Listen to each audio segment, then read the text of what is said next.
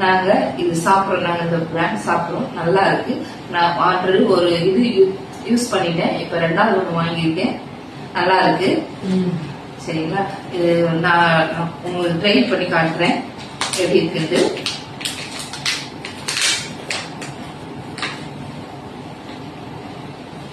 எப்படி யூஸ் பண்ணணும் பாருங்க.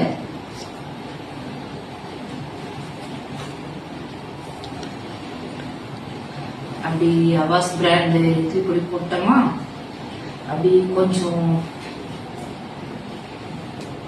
எண்ணெய் ஊற்றுதாமா, நல்லெண்ணெய் அப்படி இது பண்ணோமா, அப்படி பிடிச்சி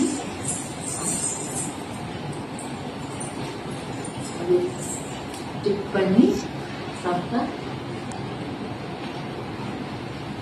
சூப்பரா இருக்கு.